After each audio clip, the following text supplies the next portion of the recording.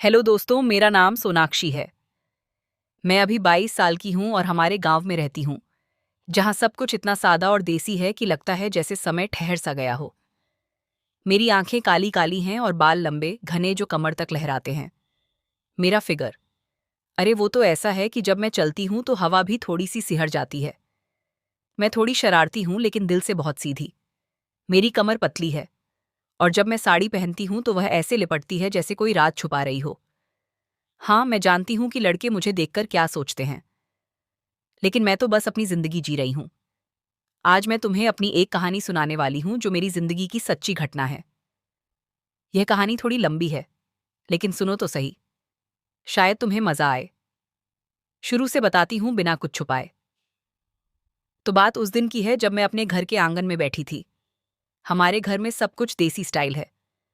मिट्टी का चूल्हा, लकड़ी की चारपाई और वो पुरानी अलमारी जिसमें मम्मी अपनी साड़ियां रखती हैं। मैं उस दिन सुबह सुबह उठी थी क्योंकि पापा ने कहा था कि आज खेत में जाना है, कुछ नई फसल की देखभाल करनी है। लेकिन वह फसल ऐसी थी जो हमारे गांव में कोई नहीं उगाता। एक तरह की जड़ी बूटी जो दवाई बनाती है, लेकिन उसकी खुशबू इतनी तेज होती है कि सिर चकरा जाता है। मैंने अपनी नीली साड़ी पहनी जो थोड़ी टाइट थी क्योंकि पुरानी हो गई थी।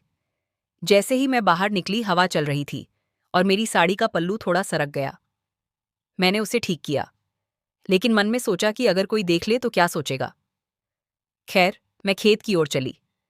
रास्ते में हमारे पड़ोसी चाचा जी मिले। वो हमेशा मुस्कुराते रहते हैं। बेटी, आज कहाँ जा रही हो? उन्होंने पूछा। मैंने कहा, चाचा, खेत में पापा ने बुलाया है। वो हंसे और बोले, अच्छा, वो वाली फसल, सावधान रहना। उसकी पत्तियां छूने से हाथ गर्म हो जाते हैं। मैंने सोचा, गर्म हो जाते हैं मतलब क्या? लेकिन मैं चुप रही क्योंकि देसी गांव में ऐसी बातें होती रहती हैं। खेत पहुंचकर मैंने देखा पापा वहां पहले से थे। वह उस जड़ी बूटी की देखभाल कर रहे थे। आजा बेटी, उन्होंने कहा, देख ये पौधे कैसे बड़े हो रहे हैं। इन्हें पानी देना है, लेकिन सावधानी से क्योंकि इनकी जड़ें बहुत नाजुक हैं। अगर ज्यादा दबाव पड़ा तो टूट सकती हैं। मैंने पानी की बाल्टी उठाई और धीरे धीरे पानी डालना शुरू किया। पानी की धार ऐसी थी कि वह पौधों पर गिरती और छिटक कर मेरे पैरों पर आ जाती। मेरे पैर गीले हो गए और साड़ी का निचला हिस्सा थोड़ा चिपक गया। मैं सोच रही थी कि अगर कोई लड़का यहां होता तो क्या सोचता, लेकिन वहां तो सिर्फ पापा थे और वो मुझे सिखा रहे थे। बेटी, इन पौधों को छूकर देख। पापा बोले, देख कितनी मुलायम है पत्तियां, लेकिन ज्यादा मत दबाना वरना रस निकल आएगा। मैंने छुआ और सच में वो पत्तियां इतनी नरम थी कि लगता था जैसे कोई गुदगुदा रहा हो। मन में एक अजीब सा एहसास हुआ, लेकिन मैंने खुद को संभाला। पापा ने कहा, यह जड़ी बूटी दवाई बनाती है जो लोगों की थकान दूर करती है। रात को नींद अच्छी आती है। मैंने हाँ में सिर हिलाया, लेकिन सोचा कि थकान दूर करने वाली मतलब रात की थकान। काम करते करते दोपहर हो गई। पापा ने कहा, बेटी अब घर चल, मम्मी ने खाना बनाया होगा। हम घर लौटे। घर पहुंचकर मैंने देखा कि मम्मी रसोई में थी। वह एक नई रेसिपी ट्राई कर रही थी, एक तरह की सब्जी जो हमारे गांव में गर्म मसाला कहते हैं। बेटी आजा, मदद कर, मम्मी बोली। मैं रसोई में गई। वहां गर्मी थी क्योंकि चूल्हा जल रहा था। मैंने सब्जी काटनी शुरू की। वह सब्जी लंबी लंबी थी और काटते वक्त हाथ फिसल आहा जाते थे। मम्मी ने कहा, धीरे से काट बेटी, ये सब्जी बहुत रसीली है, अगर ज्यादा दबाया तो रस निकल आएगा। फिर वही बात, मैं हंस पड़ी लेकिन चुप रही। हमने खाना बनाया और पूरे परिवार ने साथ बैठकर खाया। भाई भी था, वो कॉलेज जाता है। दीदी, आज खेत में क्या किया? उसने पूछा। मैंने बताया, वो जड़ी बूटी वाली फसल, वो हंसा। ओह, वो वाली, सुना है उसकी पत्तियां छूने से बॉडी में एनर्जी आ जाती है। मैंने सोचा, एनर्जी? वो बोला, वो जो गर्मी बढ़ाती है बॉडी में, रात को अच्छा लगता है। Double meaning. लेकिन मैंने कहा, अच्छा, कल ट्राई करूंगी।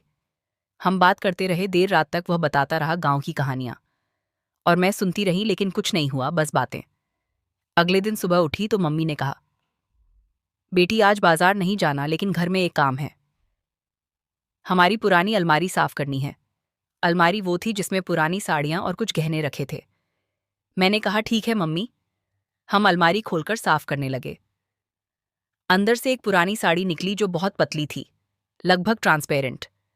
मम्मी ने कहा, यह तेरी दादी की थी, लेकिन अब मत पहनना, ये बहुत पतली है। हवा में उड़ जाती है। मैंने सोचा उड़ जाती है मतलब क्या ऐसे, लेकिन मैंने उसे साइड में रख दिया। साफ करते करते एक बॉक्स निकला जिसमें कुछ पुरानी किताबें थीं। एक किताब थी घरेलू नुस्खे। मैंने खोली तो अंदर लिखा था, आहानी थकान दूर करने के लिए जड़ी बूटियां।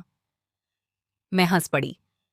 मम्मी ने देखा और बोली, यह किताब अच्छी है लेकिन सावधानी से पढ़ना, कुछ नुस्खे गर्म होते हैं। फिर वही हमने अलमारी साफ की। एक दिन पापा ने कहा, बेटी आज हम उस जड़ी बूटी की पत्तियां तोड़नी है, लेकिन सावधानी से क्योंकि पत्तियां नाजुक हैं। ज्यादा मत खींचना वरना टूट जाएंगी।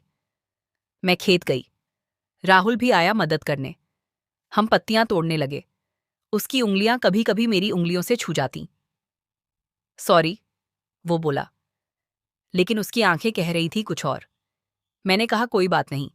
पत्तियां तोड़ते वक्त रस निकल आया एक पौधे से। देख, रस निकल गया। मैंने कहा। वो बोला, हाँ कभी कभी ज्यादा दबाव से निकल जाता है। लेकिन हमने काम खत्म किया और घर लौटे।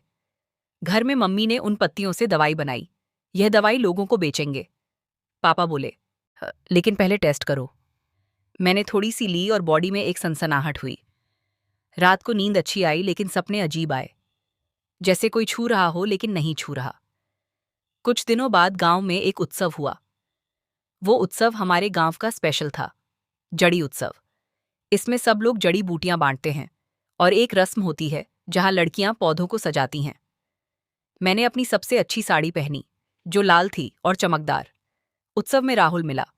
वाह सोनाक्षी, आज तो कमाल लग रही हो, उसने कहा। मैंने शर्माकर कहा, धन्यवाद। हम पौधों को सजाने लगे। सजाते वक्त मेरी साड़ी का पल्लू सरक गया थोड़ा। राहुल ने देखा लेकिन कुछ नहीं कहा। वो बोला, ये पौधे सजाने से अच्छी खुशबू आती है, बॉडी में घुस जाती है। मैंने हाँ कहा। उत्सव में डांस हुआ लेकिन देसी स्टाइल, कोई जोरदार नहीं, बस हल्का सा। राहुल ने मेरा हाथ पकड़ा डांस में। उसका हाथ गर्म था। तेरा हाथ कितना नरम है, उसने कहा। अरे, मैंने हाथ छुड़ा लिया लेकिन मुस्कुराई। उत्सव खत्म हुआ और हम घर लौटे। रात को मैं सोचती रही कि क्या राहुल कुछ सोच रहा है, लेकिन अगले दिन वह सामान्य था। समय बीतता गया। अब मैं उस जड़ी बूटी के बिजनेस में मदद करने लगी। पापा ने कहा, बेटी तू अब बड़ी हो गई है, ये बिजनेस संभाल। मैंने हाँ कहा। राहुल भी मदद करता। हम साथ में पौधों की देखभाल करते। हर दिन कुछ ना कुछ होता, कभी रस निकलता, कभी पत्तियां छूती। देसी जिंदगी ऐसी ही है, छोटी छोटी बातें लेकिन दिल को छूती। धीरे धीरे मैंने नोटिस किया कि राहुल की नजरें बदल रही हैं। वो ज्यादा बात करता, ज्यादा मुस्कुराता। एक शाम हम आंगन में बैठे थे, पापा और मम्मी अंदर थे। राहुल बोला, सोनाक्षी तुझे पता है वह जड़ी बूटी क्या करती है? मैंने कहा, थकान दूर। वो बोला, नहीं, वो प्यार बढ़ाती है, बॉडी में एक फीलिंग लाती है। मैं चौंक गई। क्या मतलब? वो करीब आया लेकिन मैंने रोक दिया। राहुल, यह क्या? वो बोला, कुछ नहीं, बस कह रहा था। लेकिन उस रात मुझे लगा कि कुछ होने वाला है। सस्पेंस बढ़ रहा था। अगले दिन वह फिर आया, इस बार गिफ्ट लेकर एक नई साड़ी। यह तेरे लिए, उसने कहा। साड़ी पतली थी, सिल्क की। मैंने कहा, क्यों? वो बोला, बस तुझे सूट करेगी, पहनकर देख। मैंने कमरे में जाकर पहनी, बाहर आकर दिखाया। कैसी लग रही हूं? वो बोला, बहुत हॉट, मतलब सुंदर, डबल मीनिंग। लेकिन मैंने धन्यवाद कहा, लेकिन धीरे से मैंने सोचना शुरू किया कि यह सब क्या है। मैं थोड़ी कंफ्यूज थी। एक दिन मैंने मम्मी से बात की। मम्मी, राहुल अजीब व्यवहार कर रहा है। मम्मी हंसी, बेटी वो तुझे पसंद करता है, लेकिन तू क्या सोचती है? मैंने कहा, पता नहीं। मम्मी बोली, देखी, गांव में प्यार ऐसे ही होता है, जड़ी बूटियों की तरह धीरे धीरे बढ़ता है, लेकिन सावधान रहना, ज्यादा गर्मी मत होने देना। मैं समझ गई, लेकिन राहुल के साथ बातें जारी रहीं।